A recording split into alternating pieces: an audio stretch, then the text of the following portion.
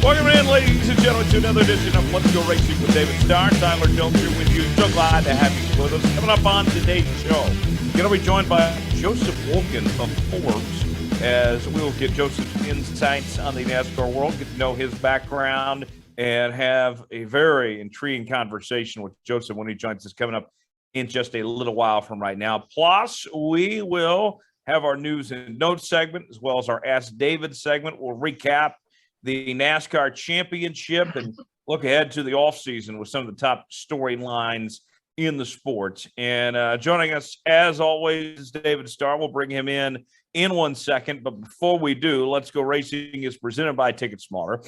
TicketSmarter came aboard as the primary sponsor this year at David's 08 Ford Mustang. We want to tell you a little bit more about what they do. TicketSmarter is a national ticket resale marketplace with tickets to over 125,000 live events, including NASCAR and other forms of motorsports. Fans can get tickets to every NASCAR Cup, Xfinity, and Camping World Truck Race throughout the season. For the best deals on tickets, visit TicketSmarter.com to get your tickets today. That's TicketSmarter.com. David Starr joins us right now. David, it is good to hear from you. We were off last week, a last-minute thing, but we actually had a very good reason why we were off, right, David? Man, I think our podcast family is growing. What'd you say, Tyler? I think so. Came a little early than we expected, so we pushed off the show a bit as we do have a new family member around here as Dominic Aragon joins us right now. Dominic, what's going on with you? A little slight change the last couple of days. Maybe a little slight change, maybe a 7-pound, 3-ounce, 19-inch change to our lives.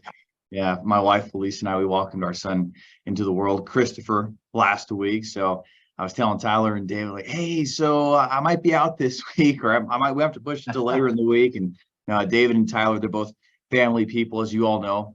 Gosh, you listeners, you guys are so awesome on the show each week. We appreciate the interactions. You all know how close the three of us are and how close we are to our families, and it wasn't even a question. So I got to give Dave and Tyler here a shameless shout out. I appreciate you guys, and for, of course, being understanding and getting to meet the little guy too.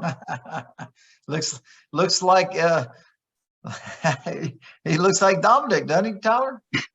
Yeah, he does. He does. We're very excited for you guys, and welcome to a little Christopher to the world and expand our podcast family. Dom, definitely congratulations to you and Felice. I'm glad that everything went well. What's it like being a dad now? Joining the dad gang. Man, I can tell it's not like, I mean, sure, it hits you instantly when I was in there in the delivery room and you see this little guy and he's born, and it's like, wow, that's Felice and I's son. And he is our boy. He's our little man. I call him little man, little buddy. And yeah, it's a great question. It's a loaded question because there's just so much to unpack with it. One of my favorite things to do with him, just love to hold him in my arms and just walk around with him. And I've never been good at the baby talk thing. I know there's so many good people that can just do it so well. I hold him and I talk to him like he's a 20-year-old man, like how I'm talking to you guys, how I interact with the other members of my family, extended friends, everybody. That's how I talk to him. I'm just walking around with him and everybody's looking at me like, oh my gosh, you're crazy. But it's just so cool to look into his eyes and he's just looking around the room and he's just taking everything in. He's just trying to, I think, learn the environment of the world around him. It's so cool. It's so cool to see these small steps. And I can tell you guys, man, you all know I'm a very emotional person, but he has made me even more in touch with my emotions. Little Christopher knows how to tug really, really hard at daddy's heartstrings. That's for sure. That's awesome. We're certainly happy for you. And now I'm the only one here. No wife and no kids. I guess I'm Let's Go Racing's most eligible bachelor. From this point. Dominic, what's Tyler waiting on? That's a good question. What are you waiting on, Tyler? We'd have to have another show, the whole hour to figure that out, buddy. Hey, you know what? I'm just, as David would say, I'm just high on life. I mean, Well, and Tyler, I got to give you a shout out too. A few weeks ago, you said a tweet. I thought it was the coolest thing. I think I even liked it. Might have even retweeted it. You had said, "I will look back knowing that I am spending the prime years of my life in the best city in America, in Dallas." And man, you're living your best life, man. I love that. I love that, and I love man, you're not subscribed to Tyler's tweets already, right? I mean, Tyler already has thousands of followers. So if you haven't followed him already, he is worth a follow on social media. But I love subscribing to his notifications. So I get that instant, I guess, notification or gratification that Tyler's tweeting. He's on his phone. And just the stuff that this man tweets just makes me laugh throughout the day. And that, I got to say, that was one of the most enjoyable tweets I've seen from you put out. You are truly enjoying life, man. And you're grabbing it by the horns. I tried to be. I try to be. Follow Tyler. Say it again. How do you follow Tyler? Well, I mean, the whole Summer Jones thing's ended, but I promise you. That failed, though. That failed. No, it succeeded. It was a smashing success. That thing failed miserably, man. I promise you guys, even though the Summer Jones is probably the best time to be following Tyler along on social media, the other 9 months of the year are still pretty all right. Yeah. You know, Dominic and I, we each have Twitter notifications on each other. We turn each other on, bonk. But you know, I mean, we're always entertained by each other. You know, I mean, where else are you going to hear people say, like me talking about the Las Vegas Raiders and say, commitment to excellence, my ass? You know, I mean, except on social media. You're very frank, and one of the things too, I'm sure many of the followers you guys have seen, we banter back and forth on social media. A couple of years ago, I was helping Tyler call a football game, and we saw this 98-yard run. And Tyler, I know you know the name. He's running for Devin Neal, yes. Yeah, Devin Neal. He's running for University of Kansas now, and it's a 98-yard run. And I think Tyler tweeted out the clip, and I retweeted and said, "What an historic moment!" So we're always going back and forth saying, "That's an historic moment. That's an historic moment." So we have a lot of fun on social media. Just live in historic moments. And the birth of Christopher Aragon was another historic moment. What a maybe the most historic moment of all, quite frankly. And David and I are now proud uncles. It's just absolutely proud uncles. David, we'll bring in Joseph here in just a bit, but want to look back at the championship weekend first and foremost. And very interesting. Joey Logano gets the job done, really just dominated that race and walks away with his second title, 4 wins on the season. And there was never a point in the year where Joey Logano dominated the season by any means, but he was consistently up front, was having kind of a quiet year almost. But with all the parity that went on all season, kind of fitting that it ended that way that it did, that Joey Logano was the best driver that day, walked away with the title. Yeah, it wasn't surprising. I mean, you can never really ever count out Roger Penske, the Penske organization, Joey Logano, man, they're always, a threat to be reckoned with week in and week out. And, he kind of did it kind of low key, but man, when they came into Phoenix, man, they were ready. I mean, the domination, I mean, I don't know how many stages he won, but he ran up front most of the day, had a pretty dominant car most of the day. It was impressive to win the race, win the championship. I mean, they came ready to win the race and to win the championship. It was impressive, and it was cool to see, kind of a last minute charge by Ross Chastain. He was there, and I don't think any of us really chose Joey Logano, but man, nobody did. Who did? Nobody. Yeah, I picked him. You guys go back and check the records. I picked Joey Logano to win the championship. I'm not right on. Sure, I don't know about that. And I only picked him because I had said he was the most prepped of the 3 other drivers. And you're right. You're right. Okay. But I'm very rarely right, so I have to say I was right there. Now. I think it's a pretty historical moment for Roger Penske. He won the IndyCar championship, and then to back it up with the NASCAR championship, that's a pretty big deal. To win both those series of championships, and the world's 2 largest racing series is pretty awesome, man. But man, that they came ready, man. It was I tell you, it was impressive, and not only was it impressive by Joey Logano's team, really by the whole organization, because Ryan Blaney was strong most of the day, right there with Joey, and it was just impressive, man. We knew they were locked into the championship race at Phoenix, and and sometimes you wonder how, when they're locked in earlier than most, man, when they got to Phoenix, God, they were ready. And it was impressive. That's all I can say. It was impressive. And, not surprised to see Joey Logano as a, repeat champion, because he's, like you said, Tyler, they wasn't really one that stood out throughout the year, but they had a lot of speed throughout the year and consistently up in the top 10, top 5 throughout the year as well. Don, we know you're quite the historian, so I want to ask you about Joey Logano's legacy now. He ties Kyle Busch for the most championships among active drivers with 2, and, tallied up 4 race wins. He won more races this championship than he did his previous championship when he won 3 races the last go round. I'm still waiting for Joey Logano, Dominic, to have like that, just 9 or 10 win season like we've seen the Harvicks, the Kyle Busches, the Kyle Larsons of the world.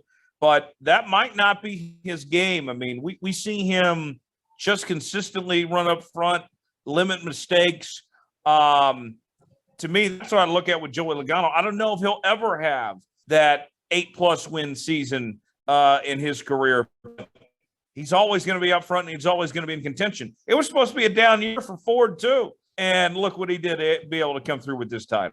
Sure. In 2015, I think would be the one that kind of just sticks out as at the outlier. I think he had 6 wins that year, and that was probably the most he's ever had in any Cup Series season with most points wins, and didn't make the championship 4, had the issues with Matt Kenseth at Martinsville, all of that. But you're right. I think that consistency, I think of maybe Terry Labonte, this generation's of Terry Labonte, where Terry was always up front. That didn't necessarily lead a lot of laps, but like Greg Biffle said on this podcast earlier this year, if you could just be in the top 5, run in the top 5, you're giving yourself a chance to go for a win if you can muster up the rest of it, right? The equipment can get you there, but that driver talent has to get you there as well. And I remember Biffle say that, Logano really strikes me as that driver as well. Because again, we're not going to see Joey lead 2,000 laps a season like we saw with Kyle Larson, like in 2021. And granted, this was the next gen vehicle and the comers and goers and all the parity that we did see come with 2022.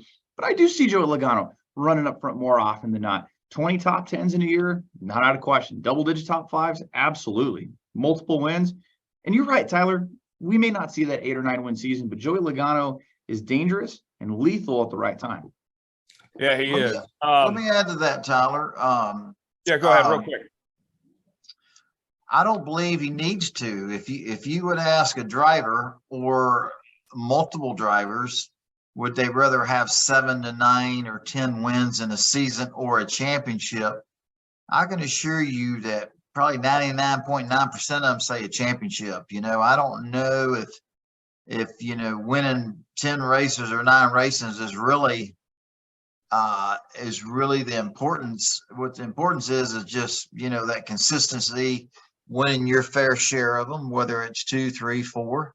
But I think every race car driver, the big picture is winning the championship. You know what I mean? So for me, that's he did what everybody works so hard, the organization, what everybody wants to do. You know what I mean? No matter how many races he won or didn't win.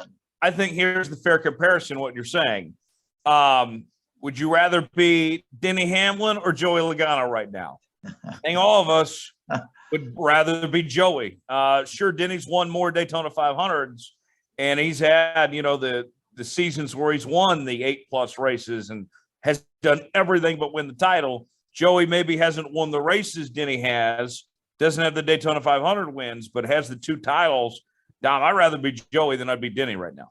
Oh, 100%. Those championships definitely carry a lot more weight. Daytona 500s, of course, are special. Not every driver has done that. Look at Kyle Busch. He's won 2 championships, but has yet to reach the Daytona 500 pinnacle. Same with Brad Keselowski winning a championship. But you're right, the championships are the ones that ultimately get counted towards your legacy, towards that greatness. Let's put that number in perspective, Tyler. There are nearly 3,000 drivers across NASCAR's now 75-year history in the Cup Series that have ever strapped in a vehicle for a Cup Series race. Just over 200 have won a Cup Series race. About 130 of them are multiple race winners. And you drop that number down even more, only 36 are NASCAR champions and only 17 are multi-champions. Those numbers mean more than winning a bunch of races. And the races are very important, but the championships even mean more. Right. It's a very good point. Also, championship weekend, Ty Gibbs wins the Xfinity title and did it in very clutch fashion. Dominated that race right down to the wire, him and Noah Gragson. I thought that race was better than the Cup race, quite frankly.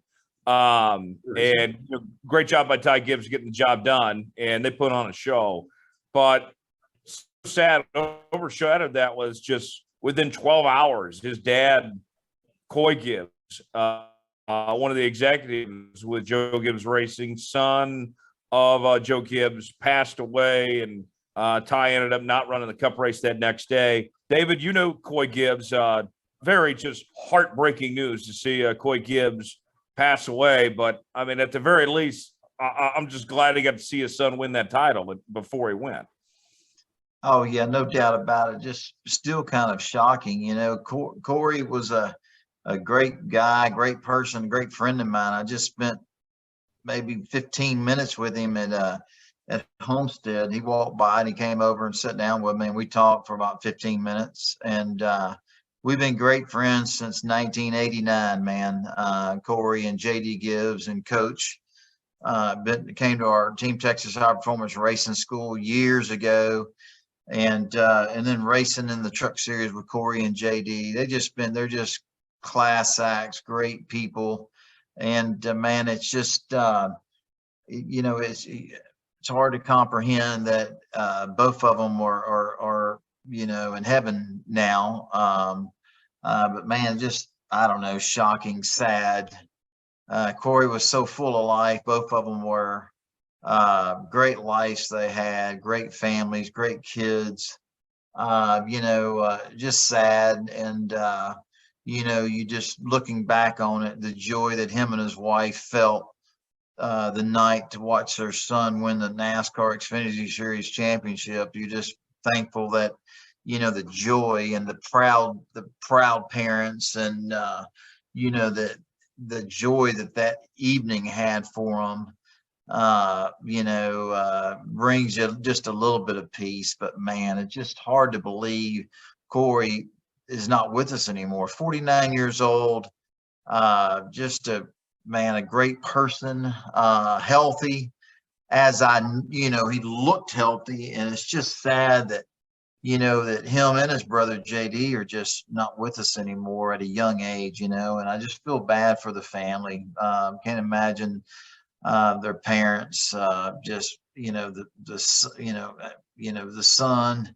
I don't know, man. That's a tough one, dude. That's a tough one. You know what I mean? But goes to show you, and it's kind of cool, Christopher, Dominic's boy being born last week, and just how wonderful life is. But man, it's just so it is so precious, because you never know how quick it can be taken away from you. You know what I mean? But definitely a cool weekend of racing, but sad, very, very sad. The death of Corey. Dominic, our next guest, we won't leave him waiting very much longer. Tell us about our next guest, Joseph Wolkin, who joins us making his debut for the very first time. You guys go way back. We go way back, and I can't believe it's taken episode 90 for Joseph to finally come on our podcast, but I'm very biased towards this individual. I have known him about 10 years. He reached out to me. Oh, we're going to. No. You reached out to me. I reached out to you, but here's where I was going with this. Joseph reached out to me about going out to Pocono race. This is like 2014. He said, you want to come to Pocono? We'll go cover it. Yeah, that'd be awesome. So we made it happen in 2015. I get on an airplane and I fly from New Mexico to New York to go meet Joseph Wolkin in the flesh for the first time. And we had known of each other, and we were the National Motorsports Press Association. Joseph had been covering NASCAR for Rant Sports and then on to frontstretch.com. And now where he's at with Forbes Sports, and has been following the sport for a long time. But I've known Joseph for a long time. He's one of my best friends, and he has so much of a wealth of knowledge of the sport, has so many great connections within it. And and he may or may not be helping keep the Jeff Bodine project on track. So Joseph, thank you so much for joining us this week on Let's Go Racing. Thank you for having me. Appreciate it. It's great to be here. It's great to finally meet Tyler and David. It's a real pleasure. Yeah, Joseph is one of the super fans of the show, and he's always asking how it's gone, and so we're always going back and forth. But I'm going to steal David's question here. David's usually asking this question to our guests, but you take us back. Tell us, Joseph, from the beginning, where did that inspiration for following NASCAR come along? Was your dad really interested in the sport? Did you have uncles? Where did the passion for NASCAR and motorsports start? Yeah, so my story's weird. I was in Toys R Us, and as you can see behind me, I have a lot of diecast. I didn't have a lot of diecast back then. And I saw an M&M car. I really liked it. The week after, I just happened to be flipping through channels. I think I was in the third grade, fourth grade, something like that. 2004, that I remember. And I see the M&M car winning the race. And he ended up winning. It was Elliott Sadler. So I became an Elliott Sadler fan. I started following sport every week. My teachers and the fellow students would mock me for watching NASCAR. And eventually in high school, I went to a journalism high school. I started writing for the school paper, and I interviewed Robert Richardson Jr. You guys remember that name? Oh, yeah. I sure do. Yeah. He was even an analyst with the Racing Experts for a little bit. And he was on a tractor when I was interviewing him, so I could barely hear him. And I didn't have a recorder back then, so I had to write down everything. And after that, I just started reaching out to different publications to freelance for them. As you said, Rant Sports, which I don't think they exist even anymore. It was kind of like an SB Nation type, and I just worked my way up. I started working for frontstretch.com. I became a social media person, an Xfinity column every week. And then from there, reality hit. When you graduate college, you need a real job. And I went to Tel Aviv for 2 months to kind of figure out what I want to do, live the Israeli life a little bit. Came back, became a newspaper editor, ran a couple different newspapers, and then I went to work for the Israeli government. I left journalism. I became an immediate director of the consulate in New York, and now I am freelancing for Forbes, even still to this day, for about 2.5 years now, thank God. It's been an amazing journey, and it all started from seeing a tweet during COVID that someone was hiring freelancers, and I said, why not? And I thought I left NASCAR reporting because I just didn't want to do it anymore. I wanted to focus on my main things, and here we are. I've made amazing connections. I've interviewed just about every big name in the industry, every team owner, driver. It's really been a fantastic thing. And you guys were just speaking about Joey Logano. I actually spoke with him twice in the last month, because one for the USA docuseries, Race for Championship, and then he ended up winning the championship the next week. So it's pretty crazy.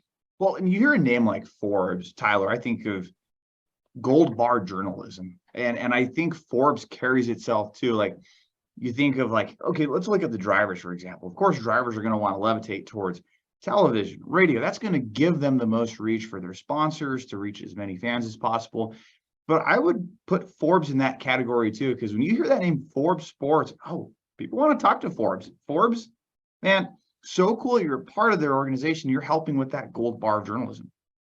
Yeah, I'm really honored to represent this company. It's one of the biggest publications in the world, obviously. It's an international name, and that comes with a lot of pressure, obviously. It's a pressure to do really good journalism, to tell unique stories.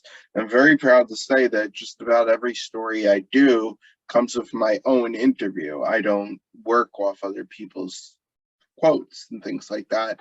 I only use press releases for the most part. I just interview people and actually make relationships when I cover them, and I like to tell unique stories. For example, a few weeks ago, I told Brett Griffin's story.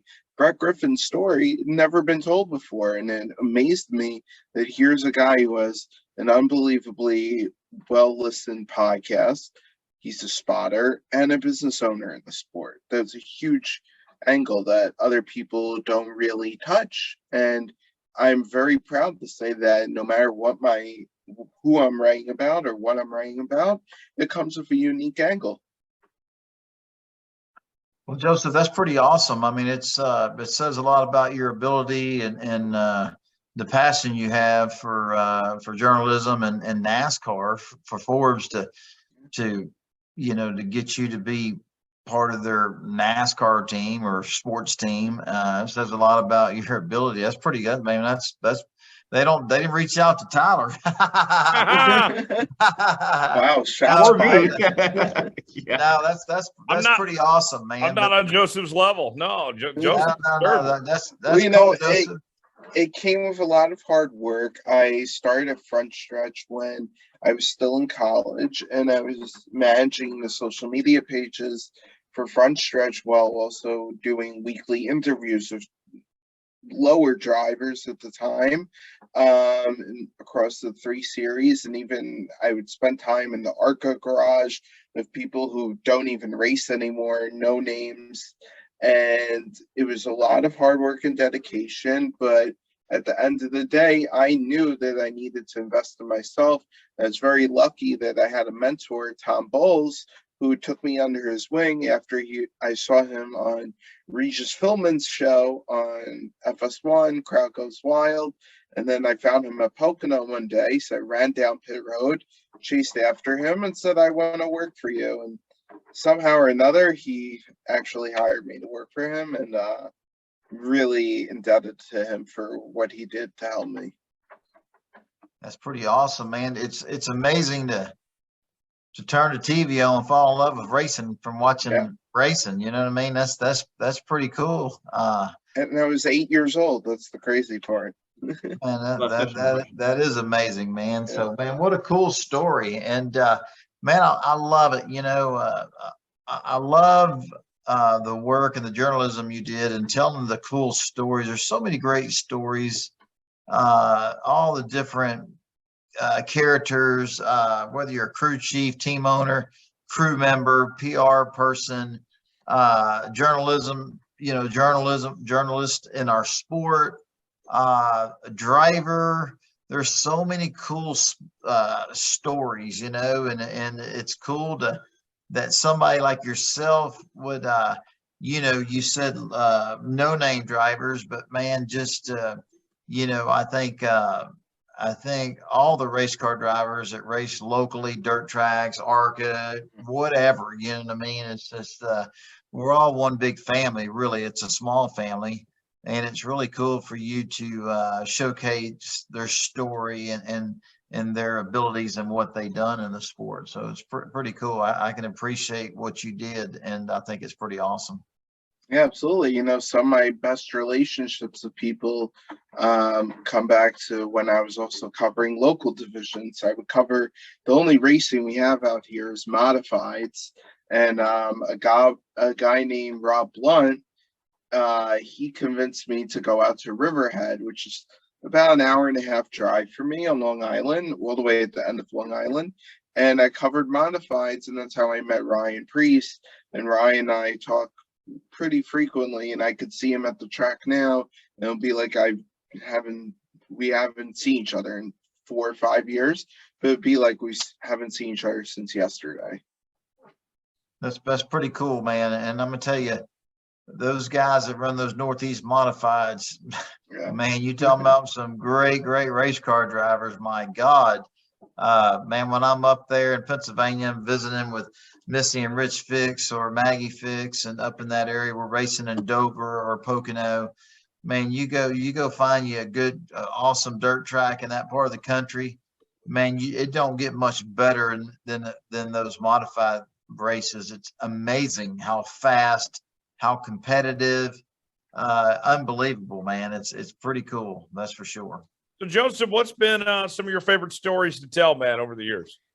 One of my favorites was the first one I did for Forbes, actually, which was about the SRX series. It was just announced. They didn't even debut the car yet, but I really wanted to cover it. So I got to speak to the heads, the founders of SRX. That was an amazing story. I had a really good one with Ronnie Childers and Kevin Harvick to talk about their chemistry together and how they've become a real dynamic duo that just simply cannot be separated. And even when they have a bad week, they don't get mad at each other. They know how to work with each other. That was really an in-depth story that I don't think is told enough. People forget that they've been together almost a decade now, and they've had so much success. It's really unbelievable. They've been some of the most dominant people together in the sport.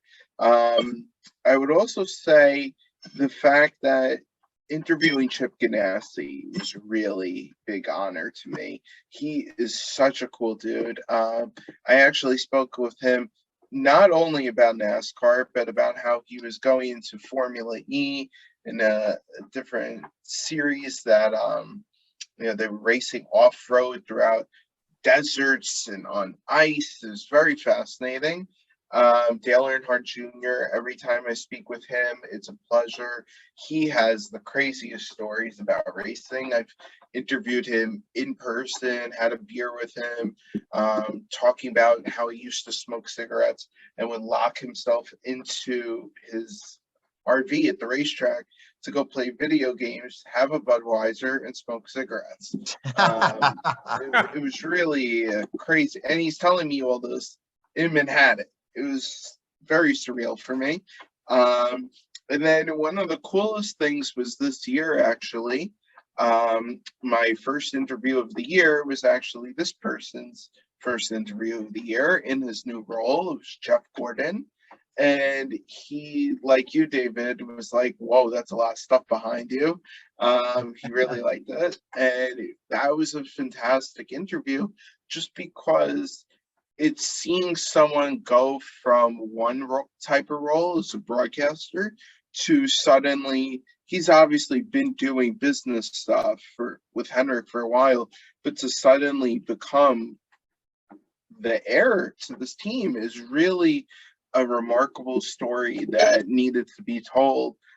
Same with Brad Keselowski when I spoke with him, and you get these amazing people to open up and you let them tell their story, and that's what I really love. It doesn't matter who it is. And by the way, some of the best people I've spoken to have had not only business stories, they've had personal stories. Matt Tifft, I nominated him for Forbes 30 Under 30 last year, and he was named as part of the list because of not only that he's the youngest car owner in the Cup Series now, but the fact that he's overcome so much after he was diagnosed with health issues. So there's really just endless stories. Man, that is cool to hear all that. Tiff is a great guy. And Yeah. that's awesome. What an honor that was to recognize him like that. But man, that is so cool to hear you tell us about some of your favorite stories, man. I want to read about it. I want to read them, man. It's pretty cool. Yeah, there was one other that Dale Jr. actually helped me with. I spoke with him for about 20 minutes. It was about the first race after 9/11. And I worked with some people from Dover who retold the story to me. And as a New Yorker, obviously that hits personally, right? So I covered the Mets a few years ago. And when I was covering the Mets, I wanted to do a story about the first game after 9/11 themselves and how they had this incredible win against the Braves of Mike Piazza hitting a home run. And I said, no one is really doing this in NASCAR. That was a much bigger day. There was over 100,000 people. It's people coming from all different states. There wasn't security like there is now. And I really wanted to find out what went into preparing for the day. And Dale really opened up about it. It was very emotional for him to talk about it because it was also a few months after his father's death. His father's picture right back there. Wait, there we go. And, it's very difficult to talk about those things, but I think that when you become a professional athlete, and David, you could touch on this probably, a sense of responsibility is put on your shoulders to open up about things that you are not comfortable speaking about, because you know that it can have a positive effect on others.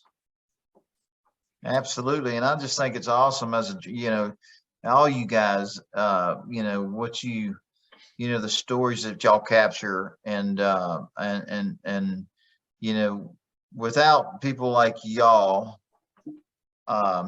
your sport, your industry doesn't really get the, y'all tell some great stories and expose our behind the scenes of the industry, which is pretty awesome. You know what I mean? And people just eat that up and love it, and it's just cool, Joseph, to hear you speak about all of it. I think that's pretty awesome, and you get pretty, what I like about you is in depth, you know what I mean? I mean, it's, you're really reaching deep down and understanding really emotions and people's attitudes and what really makes them who they are. And I just think that's a beautiful thing, man. Well, and I got to brag on him real quick too. Like Joseph will share with me, hey, I might be talking with so-and-so or might be covering this story down the road. I'm like, oh man, I cannot wait to hear how that goes. And just see that on the Forbes Sports cover of the website, or just hearing about these stories that were in the works or that were going to be a possibility. It's so cool to get that behind the scenes, Joseph, man. You do cover some really cool angles in the sport, and they're very unique. Like you said, you don't rely on the news desk. You don't rely on emails. You're going out and you're finding the stories themselves. That's what makes these stories more impactful. Yeah, you said something that really was kind of interesting, Joseph, when you said you let your guests tell their story. that was pretty cool, man.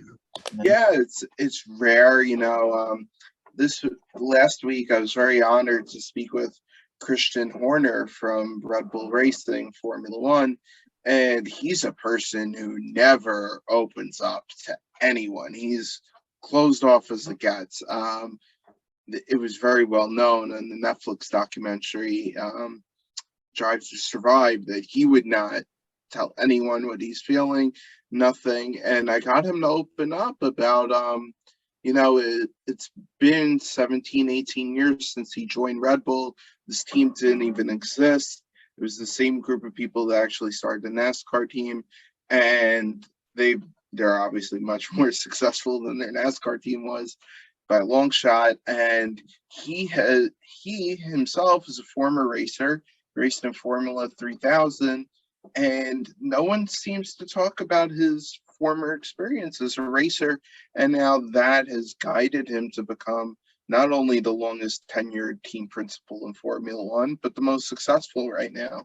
And it's really those unique stories that need to be told. So let me ask you this, Joseph, kind of, going back to where we started with the beginning of this show, the NASCAR season for 2022 in the books. What were some of your takeaways? What were some of the things that you enjoyed talking about or covering this year? How would you kind of put 2022 in a nutshell? Yeah, what a crazy year, right? Like, who expected so many winners? I think just seeing the next gen car develop the way it has in terms of competition, you also have the safety issues that came with it. They're very disconcerting. It's a real shame that someone like Kurt Busch can no longer race full time because of what happened. And I think he had at least one more year left in him. So there's a sense of guilt that comes of that, right? Because what could have been done to prevent that? And the fixes that are being made may not even help. The rise and fall of drivers, the inconsistencies of most drivers in the Cup Series now is fascinating.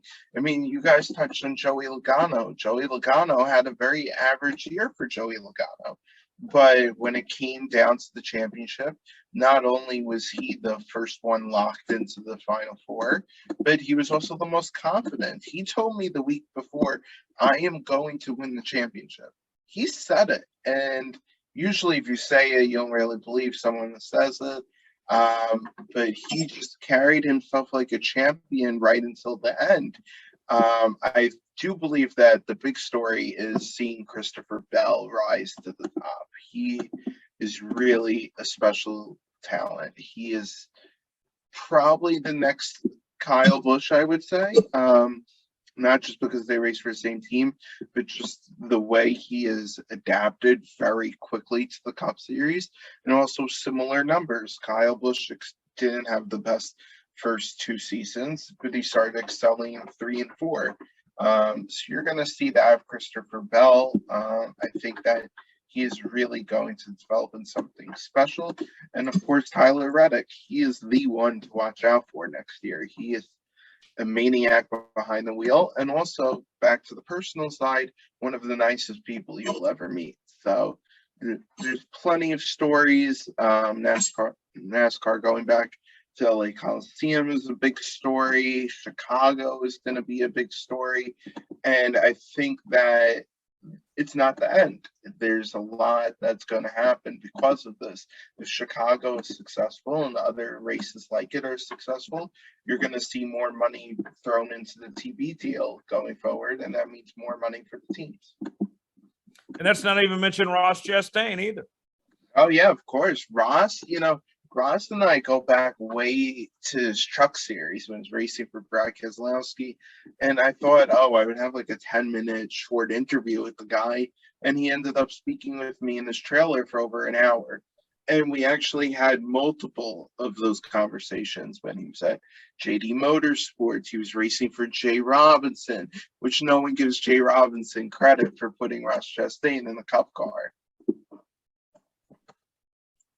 Just unbelievable. Yeah, that's a good point. And so with that, with 2022 in the books, what are you looking forward to 2023 as we make this transition and gear up now that the off season is here? What's the stories you're looking forward to telling next year? I'm looking forward for the season to start already. It's been one Sunday and I'm already bored. That's for sure. I'm going to need to call Dominic more to see his baby and speak to the baby. I really do think that the development of 23XI next year, this is a key season for them. How are they going to do with a new driver lineup? That's going to be a big thing. The rookie class is fantastic for next year too, by the way. How is Ty Gibbs going to adjust to the Cup Series? Is Noah Gragson going to do much better than you saw Ty Dillon do this year in GMS and Petty GMS? Jimmy Johnson becoming a co-owner of Petty GMS. That's a huge story. I'm very excited to see how Jimmy does, what car number he's going to have, all those things that come with that. And to see further what the development of the next gen is going to be like. Is the parity really here to stay? I think this is the season that the big teams will get back to their dominance. You won't see as much parity. And also what happens to the veterans. Kevin Harvick and Warren Truex Jr., it's almost time for them to retire. Are they going to stay? Are they going to go? No one really knows. And hopefully they stay because they're very entertaining to watch. So there's a lot of storylines going into 23. Chase Elliott, is he gonna compete for a championship again? Can Kyle Larson rebound? How's Kyle Busch gonna do at RCR? Is Chris Buescher suddenly gonna be really good now that he has a win under his belt? There's Brad Keselowski going to settle in as an owner now and compete for wins. There's a lot of questions that can't really answer yet, but it's definitely going to be a great year. Yeah, it should be. There's so many storylines. I mean, there's so much, just hearing you speak, Joseph, just next year, man, there's so much stuff that, the anticipation of learning how this or what's going to happen and how it's going to work out is just amazing. Just hearing you talk gets me Yeah. excited about 2023. That's for sure. And that's only the Cup Series. We haven't even Yeah. talked about the Xfinity Series, where half of the field, including someone on this podcast, hasn't announced what they're doing yet. So there's a lot of different pieces of the puzzle that needs to fall in order to figure out what happens in the Xfinity Absolutely. Series. But KR Motorsports, good luck beating them. Right. Well, the announcement you're waiting on, Dominic Aragon will be driving the 09 car in the Xfinity. Oh, look at that. There we go. That's the moment we've all been waiting for. Yes. 09 Yeah. Chevrolet with the blue and the white trim. Throwback to my old sim racing days. I did win a championship one time, guys. That was 2010 in a shortened season. But that's a story for another day. Yeah. Okay, time to try to go get that second title. Yeah. But man, just Joseph, listen to you talk. I think, there's so many great stories. There was so much information and so much stuff happening. 2022 was amazing racing season for NASCAR, and for just auto racing in general, man. What a great year. And the parity that this new next gen race car brought to the sport and the opportunities it gave different teams, different drivers. Like you said, man, there was a lot of new names winning a lot of races and a lot of names that were familiar names that wasn't winning like we were used to seeing them win, but man, what a great season with so many great stories, and it kept us on the edge of our seats all year long, talking about who was going to win, what was going to happen in the next Cup race. And it was a phenomenal year, and was it the best year ever, guys? I wouldn't say so. The guy, multiple concussions kind of takes that out of the question right away.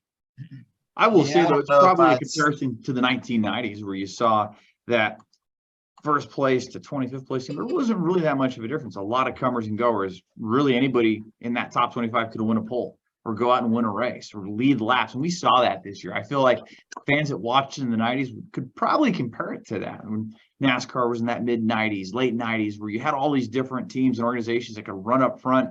We really didn't see that a lot through the 2000s and the 2010s.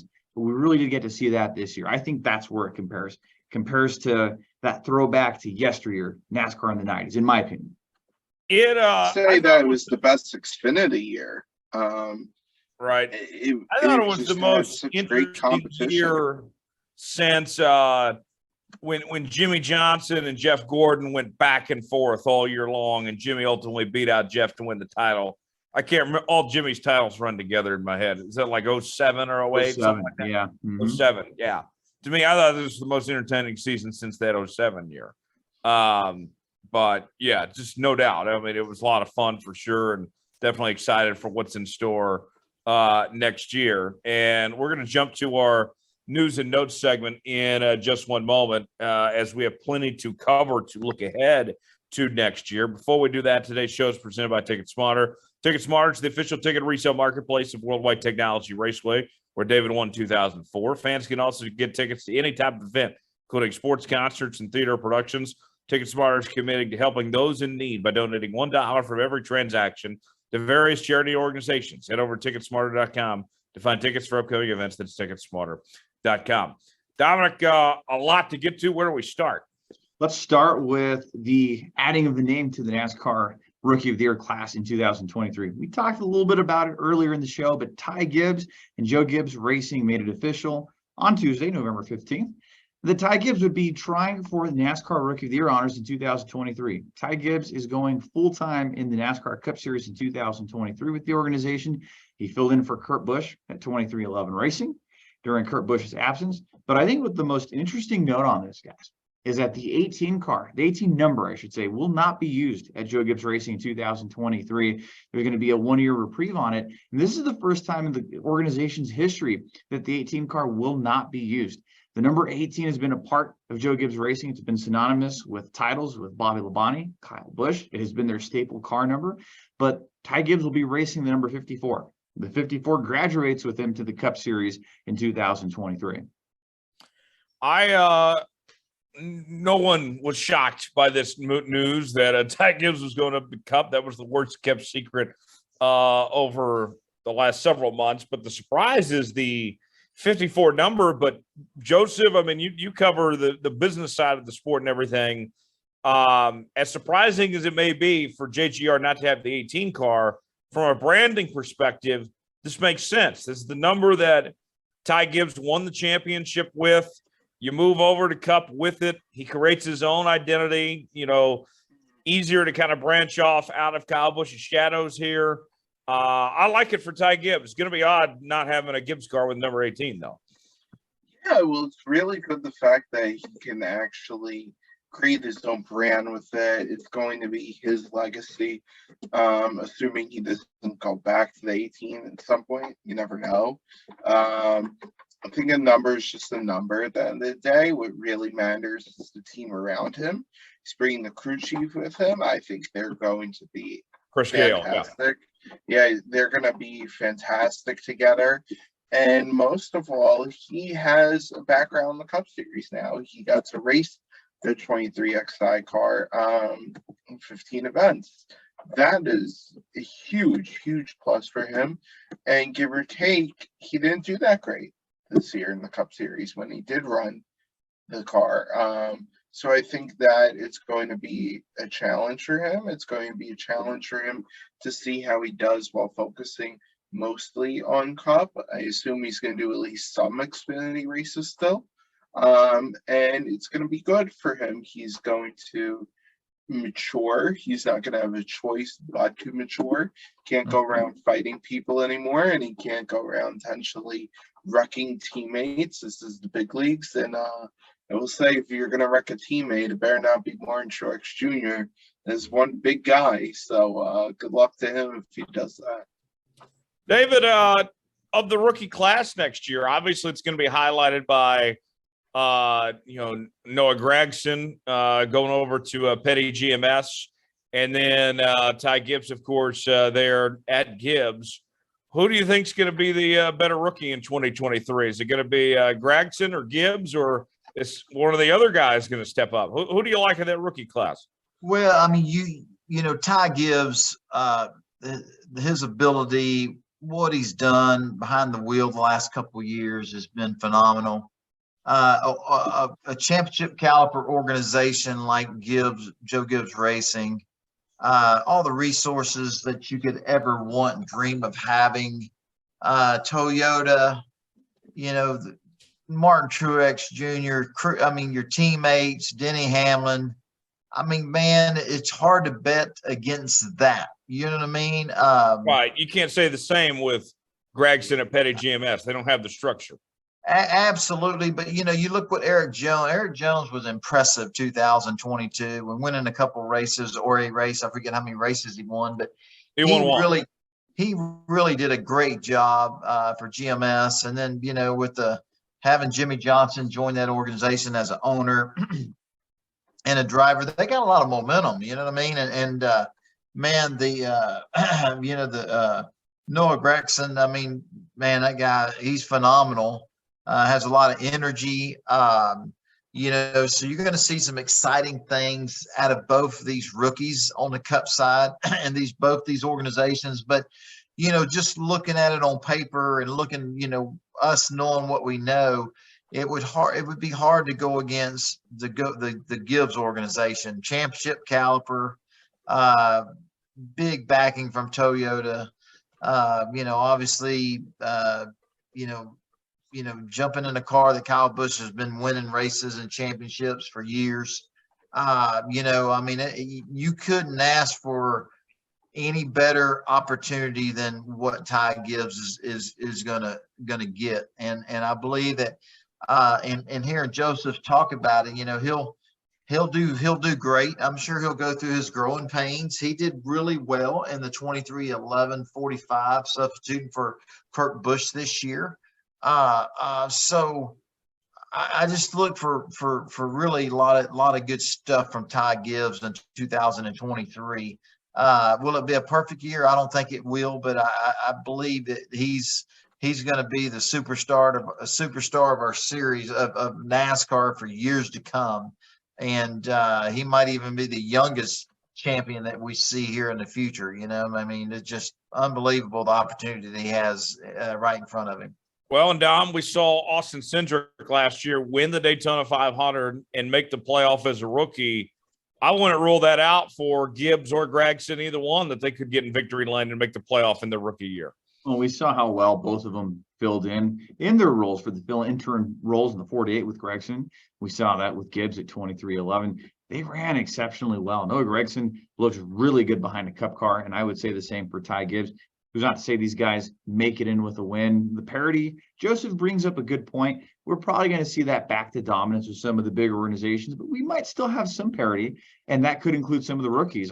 You can't rule these guys out. Noah Gregson is an excellent super speedway racer. Ty Gibbs picked up on this cup car rather quick. It could happen. And Ty is really good at the road courses. Plenty of those opportunities there for Ty Gibbs. David mentioned the Jimmy Johnson ownership to GMS, and that kind of was going to lead into our next story, Dom. Really just came out of left field, and this also means a third car for Petty GMS part-time, I would think, and Jimmy's going to run Daytona as well. I mean, there's a lot to unpack with Jimmy Johnson going to Petty GMS here. So much to unpack. Jimmy Johnson called it a chance of a lifetime to have a part ownership stake there at Petty GMS. And he officially announced that in a big press conference at Phoenix Raceway November 4th, there ahead of the championship race weekend. Well, most of the drivers and all the sights were set on that. That certainly took a big spotlight with 7-time NASCAR Cup Series champion Jimmy Johnson announcing that he has a ownership stake there with Petty GMS. Richard Petty, I mean, personally, guys, I think they should have called it 7X Racing with GMS. They still might. I imagine there's going to probably be a branding change. There might be a branding change. I would not be surprised. I think that you can definitely play on that. 14 championships in the house now. But Tyler brought up a great point. That includes a 2023 Daytona 500 entry for Jimmy Johnson. At the time of this podcast, no car number has been announced or any sponsorship or how many races he's wanting to do in the Cup Series. But this would be his first Cup race if he can make the field, because he's not locked in and there's no past championship owners provisional in the Cup Series anymore. It would be his first Cup Series race since the 2020 NASCAR Phoenix finale. How about that, David? What's your reaction to Jimmy Johnson going to Petty GMS as a part-time driver and a minority owner? Well, I mean, it was interesting. I mean, I knew Jimmy would come back to NASCAR eventually. I really thought, winning 7 championships, there's only 2 other men in history that have done that. And to do it with the Hendrick organization, that organization is like family, And, I heard Joseph talking about Jeff Gordon earlier. What a great guy, one of the all-time best race car drivers. But, I guess the interesting part, what I really thought that if Jimmy was going to come back to NASCAR, it would have been with Hendricks, you know what I mean? So that caught me off guard.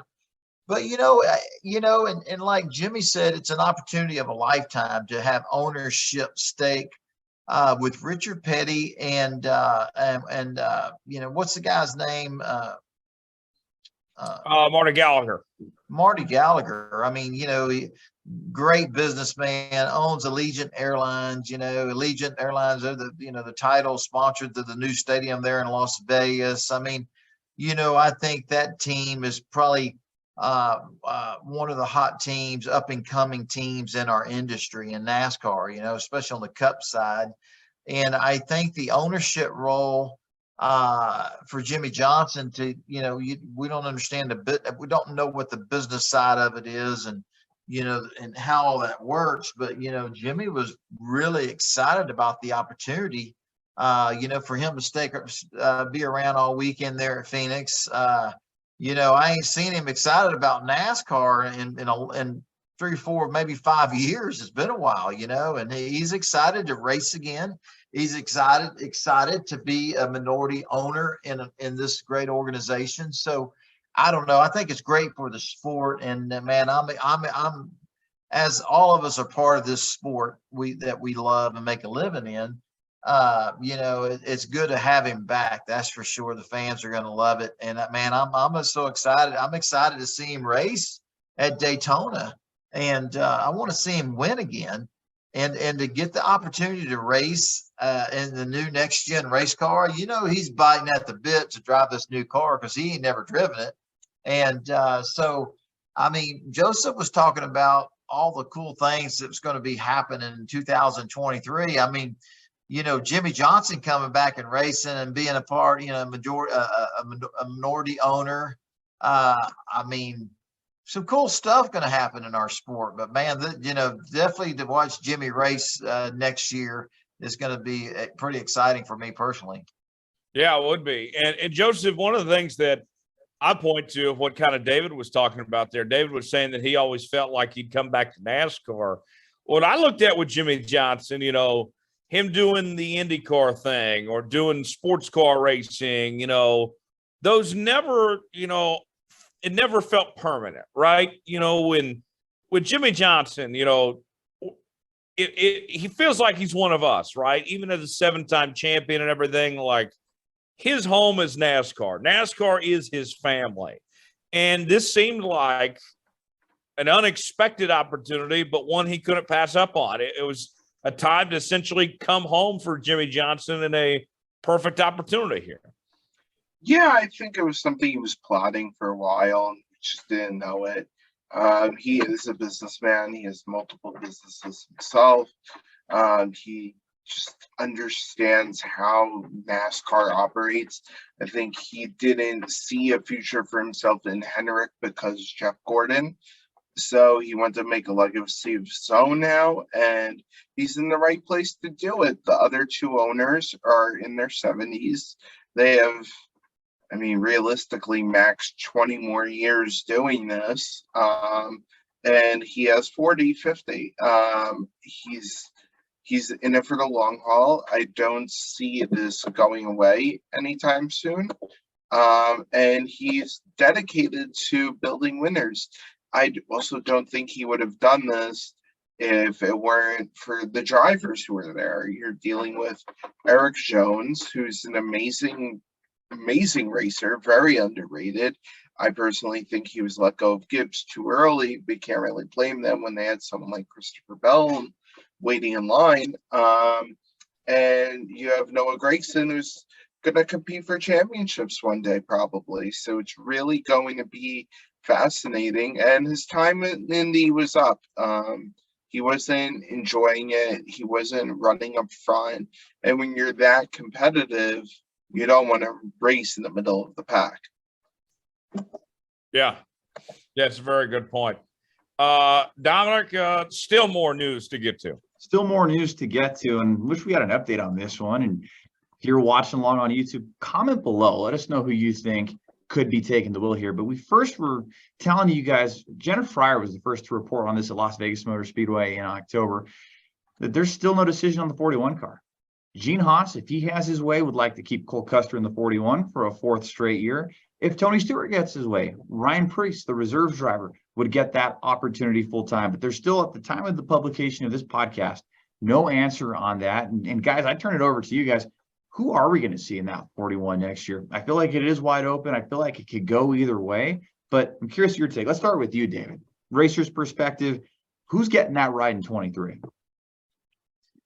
Man, that's a tough one. Ryan Preece, obviously deserving of the ride. What he's done in the Camping World Truck Series races that he ran, the Xfinity races, the modified races. The guy's incredible talent. And he will be a future star in Cup Series, no doubt about it.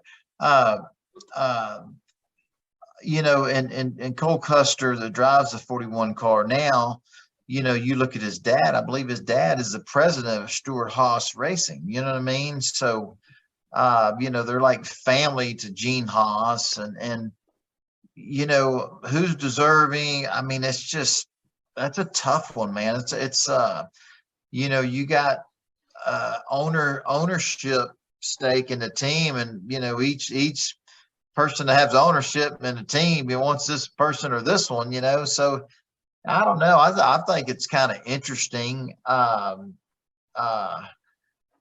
don't know. You saw some some speed out of Cole Custard at times throughout the year. But I don't know. I mean, what is it? That is third or fourth year there. I mean, how many years has he been driving This was his 41 third, car? yeah. Third year. I don't know. I guess I asked the question, did the opportunity was given to him, and especially, last couple of years, or, I think his first year, Harvick won 9 or 10 races that year. I don't know, man, that's a tough one, and, I'm sure there's a lot going on there at that organization with the owner stake and that we don't know about, but man, that's going to be interesting to see how it all plays out. Just a tough one to call, but definitely Ryan Preece is a up and coming hot shoe. We've seen him win a lot of races, and he deserves the opportunity. But Cole Custer's done a great job too, his dad being the president. So I don't know, man. I'm curious to hear y'all's take on it. Well, Dominic, it's such an odd ordeal because they were expecting Eric Almirola to retire, and that would have all worked itself out in theory. Custer would have had a ride, Preece would have had a ride. Almirola comes back, and now they're talking about that Almirola might not be back next year, as well as Kevin Harvick. And so then beyond next year, there's not an obvious choice to fill those seats here. So you have, 2 drivers and not enough seats, but then next year you potentially could have enough seats here. So, I mean, this issue, they might choose a driver now, but that's not going to solve their problems down the road either. I mean, there's a lot of moving parts and pieces for Stewart-Haas, and the fact that they haven't made a decision at this point in time kind of tells me that organization has got some stability issues right now, I think. I think so too. And there's no clear sponsorship at the front running of it too. Yeah, Ryan Preece has had Hunt Brothers Pizza board over the years, but is that really enough going to be like a $40 million deal? I just don't see it. And we see the reports are that he claims he has the sponsorship for Cup. Okay. Yeah, and we've seen the Haas CNC machinery branding on the 41 car a lot throughout the year. And so maybe sponsorship may not be an entirely big factor in all of it, but yeah, there's a big conundrum that's brewing at Stewart-Haas Racing, and they have an even more interesting one for next offseason. So it's going to be a weird year. No matter what happens, it does sound like there's a little bit of chaos going on behind the scenes. Joseph, what do you think is going to play out there at Stewart-Haas? Yeah, I'm not totally sure. Like you guys said, it could go one of both ways. Keep in mind, Cole Custer's a very good race car driver. He won an Xfinity Series race this year. He won 7 in 2019. He won a Cup race. He knows what he's doing. I think he's a product of just not the right driver crew chief combination. He's had the same crew chief for a few years now, Mike Shiplett.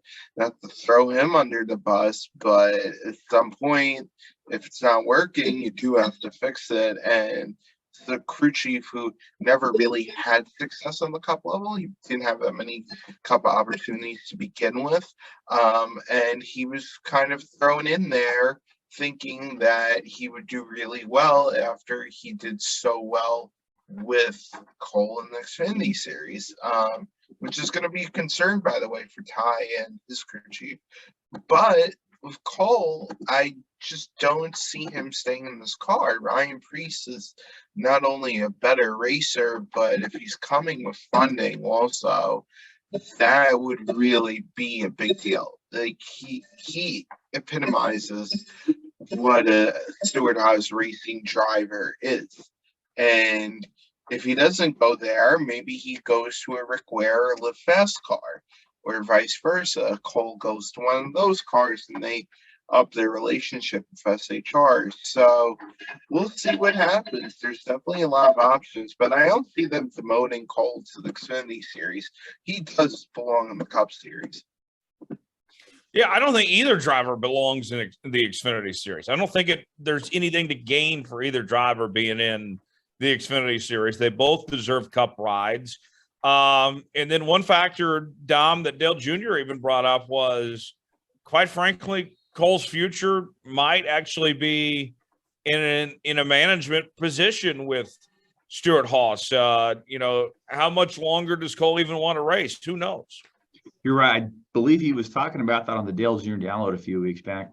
It is anyone's guess. Maybe he takes his father's footsteps and sees the business side of it. He could be coming to some sort of crossroads in the future, or some sort of fork in the road. But as they say, as you get to a fork in the road, pick it up. That's right. That's right. Anything else on the news and notes front? We're good on the news and notes front. I think it's time for everybody's second favorite segment, Tyler. Yes. Ask Venus. Actually, that's Ask David. David. Oh, okay. Yes. And it is presented by TicketSmarter. TicketSmarter came aboard as the primary sponsor this year on David's 08 Ford Mustang. We want to tell you a little bit more about what they do. TicketSmarter is a national ticket resale marketplace with tickets to over 125,000 live events, including NASCAR and other forms of motorsports. Fans can get tickets to every NASCAR Cup, Xfinity, and Camping World Truck race throughout the season. For the best deals on tickets, visit TicketSmarter.com to get your tickets today. That's TicketSmarter.com. Each week, we ask you to submit questions to us. Facebook, Twitter, also by email, davidstarpodcast@gmail.com. And our first question, David, in the inbox comes from Robbie. Robbie wants to know, David, we know you're big in your faith. We hear about drivers having Bible verses in their cars, but do you or other drivers ever pray behind the wheel, like during a green flag run or under caution? I'm sure they do.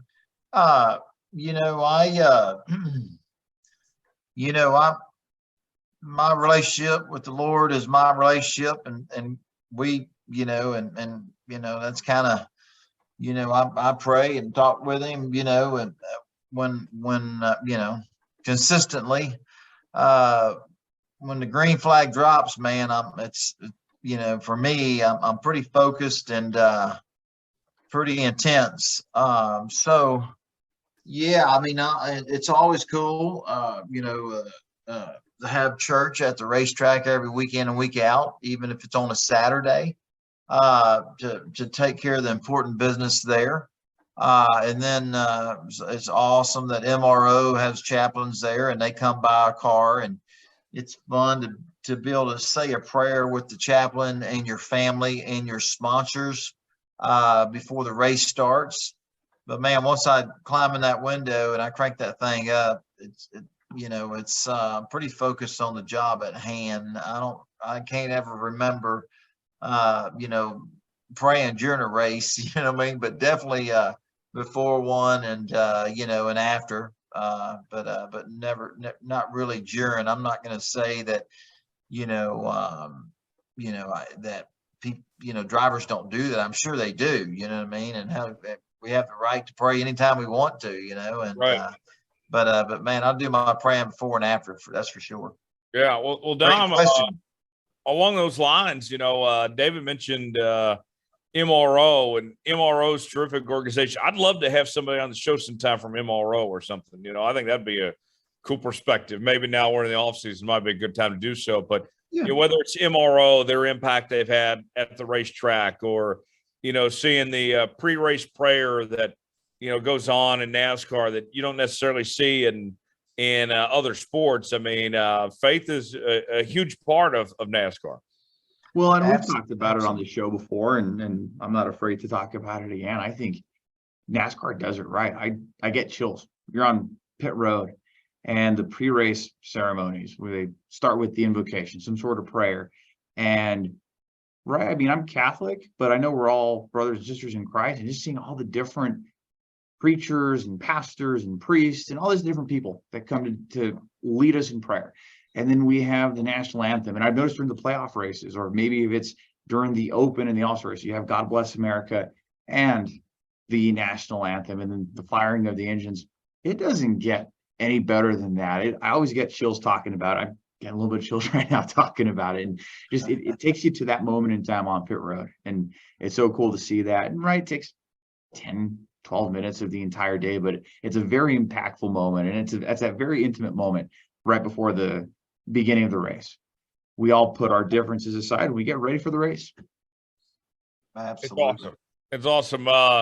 Joseph, what about pre-race? Any routines you take part in? What are you doing kind of leading up to the race on your perspective when you're at the racetrack? Yeah, when I'm at the racetrack, just pray for a safe race, peaceful day, and make sure pray that no one gets hurt, everyone's protected. I'm Jewish myself. I'm very strong in my faith, as Dominic knows. And, prayer for me is an important way to connect. And I hope everyone else does too when they're there, because it's an important thing. Yes, that's very cool. That's awesome. Good question there coming in from Robbie in the inbox. Next question in the inbox comes from Darla. And Darla wants to know, David, what are you planning to do during the off season? Man, that's y'all know, and most people, and a lot of people know or don't know, but you're really busy in the off season. There's a lot going on for me in the off season. I'm looking forward to 2023 NASCAR season myself, but there's a lot of planning, a lot of sponsor meetings, and doing a lot of different things for your sponsors, Christmas parties. I guess the most important part is spending time with your family. You know what I mean? Trying to be a great dad and a great husband. And not that I'm not, just, man, I'm always on the go. And, I work a lot, obviously, owning a NASCAR racing school now, and racing full time. It really keeps me busy and gone a lot. But the reality of it is I work hard and I love to race, man. That makes my heart beat, besides my kids and my wife. There's a balance there, and in the off season, when come Daytona, and when Daytona starts and until the time the season ends in Phoenix, and I can race. Kind of the deal I have with my family over the years. When I get home from the last race of the year, you need to take care of business being our sponsors and the racing organization and the business side of our sport. But I can race from February until November, go race anywhere I want to, be gone as much as I need to. But when the holidays are here, that's for us, that's family time. That's family time for, you know what I'm saying? And that's kind of how we've done it over the years. And but I can assure you, it's a busy time. It's busy. I got a big racing school this weekend at the Texas Motor Speedway. I was headed to Charlotte, North Carolina, Sunday afternoon. I had a meeting that got canceled. Didn't end up going. I'm probably going to Charlotte next Monday. You're not actually going to the racetrack busy from your race to race situation, but you're on an airplane going to see sponsors, speaking engagements. There's a lot going on in the off season, you know what I mean? And you try to really slow down and enjoy it as much as you can, because, man, in a blink of an eye, we're on pit road, we're saying the prayer, we're doing the national anthem, and, man, we're climbing in that window, and, man, they're dropping the green flag to kick off another year of our of NASCAR racing, So you just got to kind of take it in and enjoy it, because it goes by so quick, but definitely a busy time. Yeah. What about you, Joseph? What are you doing in the off season, man? I am looking for a full-time job. Hopefully I'll find one. We'll see what happens. I'm freelancing. I'm enjoying life and taking it day by day. Maybe I'll go see a baby. I heard someone has a baby. So you're telling me we actually might get you to New Mexico for the first time? I may go to New Mexico at this rate. What about you? What about you, Tyler Jones? What since your summer tour failed miserably, what's going on in Tyler Jones's life? It succeeded very much so.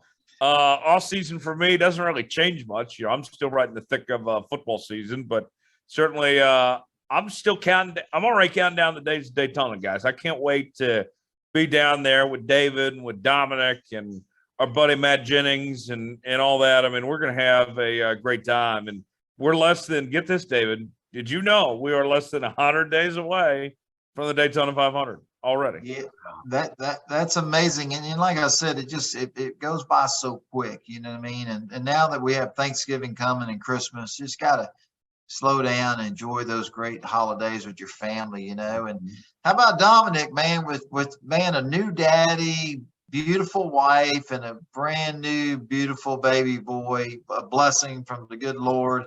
Man, I can only imagine what I want to know. Your off season is going to look like, Dom. Yeah, I mean, I want to know, Dom, do you still have time for Joey Logano? Can you still make time for Joey? Make time for Joey? Yeah, for Joey Logano, our champion. Can you still make time for him? Make time for, well, is he going to make time for me? Probably Joey's not. a great guy. He'll make time for you, Dom. There we go. Yeah. Well, yeah, it's going to be fun. Just like getting to do all these cool things, like just the cycle of life. Because I always look forward to Christmas and Thanksgiving and just that family time. We get to really do that this year, and we have our own family and get to start our own new traditions. It's going to be a lot of fun. Our families and friends have just been stepping up to the plate. It's been great, guys. Life has been so good this year. We were talking about it a couple of weeks ago about what we're going to remember most about this year, and just all this stuff on a personal level, from getting married to having our baby boy and our little blessing from the Lord, to reuniting with family from Peru and New York that we didn't know was out there. My grandma reuniting with her sister after 73 years, like just stuff like that is what I'm going to remember most about this year. Just so much to be thankful for and grateful for. That's awesome. That's great. That is awesome. Guys, we got to go, but we've had a fun show today. Joseph, where can people connect with you and see all the stuff you're doing, man? And Joseph, if they want to hire you, where do they find you? What's your phone number, man? Call me right here. Yeah, you could go find me on LinkedIn with my full name, or Joe Wolkin on Twitter. Awesome. That's great. Appreciate you joining us, man. And as we wrap up, kind of ask, what everybody's got going on this week. Start with you, Joe. What do you got going on these next couple of days? I am resting, doing interviews. I'm actually working on a nice story for Forbes coming out this week that I think you guys will like. I have a story coming out tomorrow with Zane Smith. You're going to want to read that. It's really going to be an incredible story to read about his championship journey and what's coming up for him going part-time Cup Series racing. Very cool. Dom, you might be a little busy. I might be a little busy, baby changing a little poopy diaper. Or what's diaper changing like? It's actually not that bad. I got to say, I got to give my auntie Yvette and Uncle Roman credit. I never changed their son, Anthony, who's 12 years old. You know him, Tyler. You've met him. I never changed any of his diapers, but I always got to see them, just kind of observe how it was done. So I felt like my training and my watching of it kind of has paid off. Felicia and I picked up on that quick. Burping makes me a little paranoid because I want to make sure he's burped before he goes to bed. So that's a lot of cool different adjustments, but it's been so cool, and we're definitely learning as we go. So we tell him, hey, son, be patient with us because we're learning alongside with you. Hey, Tyler, changing those poopy diapers, getting spit up on, it don't get much better than that, baby. That's what it's all about. Yeah, and right, David, you can relate to this. David, you've changed a few diapers, haven't you? Absolutely, man. Absolutely. Yeah, and like it doesn't gross you out or anything. It's your own child. It's okay. He can do whatever. We'll clean him up. That's what the new diapers and the wipes are for. That's what soap and water is for. Hey, Dom, if Tyler keeps going on the path he's going, it won't be long. He'll be part of our he'll be a dad soon as well.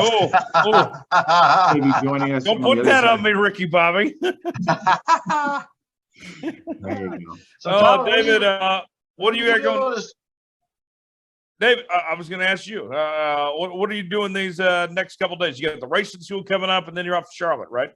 Man, I'm just tomorrow, just finishing up a car or two, and we're moving into the Texas Motor Speedway for our big weekend. I think we got about 300 people coming Saturday and Sunday to come drive our race cars. I'm excited about that. And Friday's kind of a cool day. It's a career day at Hunt Middle School where my oldest boy DJ attends. And and I'll be taking a race car and talking to the school about it's career day and about my career and kind of my story. So excited about that. And then next week I'll be in Charlotte for a couple of days, and then we'll hurry back home to celebrate Thanksgiving, man. And hearing Dominic and all of us talk earlier, we have so much to be thankful for. And man, that's just a special time of year for me. I know it is for you guys as well. And Tyler, tell us, since your tour was a failure, what are you doing tomorrow? I'm working. That's what I'm doing. I mean, this weekend. I'm sorry. What's the next couple days? I'm going to Kansas City for a couple of days. Going to go relive my college glory days, at the University of Kansas, and go watch my Jayhawks play some football and basketball. They are going to a bowl game in football. Might be here in Dallas, actually, here in a couple of weeks. So that's exciting. And I'll get to be 21 again, David. We all love those days. Awesome, man. Let all the folks know about, you do a good job covering our home Dallas Cowboys, man. So you've done a great job. Unfortunately, not so good of a job this past weekend, but hopefully you'll give them some love and they'll get back to their winning ways. Wait. You're a Cowboys fan? I have. David is the only Cowboys fan of this group. Eli Manning, Hey, right Joseph, there. why do you think he moved to Dallas, Texas? Come on, man. I have one of my heroes right there, 2-time Super Bowl MVP. Eli Manning. Oh, we love Eli. Well, I will say, David, I'm so happy. If my team had to snap their losing streak, I'm glad they did it against your team on Sunday on 2 touchdown. You should have done a bet between David and Dominic. Their 2 teams were facing off. Yeah, I would. It was before the weekend. Hey, man, it was a great game. That's called the agony of defeat, man. Somebody had to lose, so it was a great game. That's for sure, man. Well, hey guys, this has been a lot of fun. Joseph, you're awesome, buddy. Thank you for joining us. Thanks so much for having me. Appreciate it, guys. Pleasure. Joseph, thanks for joining us, man. Thank you. Big thanks to you, the listener, as well, for stopping by. And we will see you next week. We'll put the checkered flag out in this episode. As always, subscribe to Let's Go Racing. New episodes out each and every Wednesday. Apple, Spotify, Google Podcasts, and YouTube. Hit the like button on the video on YouTube. And also leave us a 5-star review, or don't leave us one at all. And you can also follow us on social media, Twitter, Facebook, at Star Podcasts. Email us, davidstarpodcast@gmail.com. For David Starr, Dominic Aragon, I'm Tyler Jones. Saying so long. It's been another edition of Let's Go Racing for the 90th time. We'll see you next week.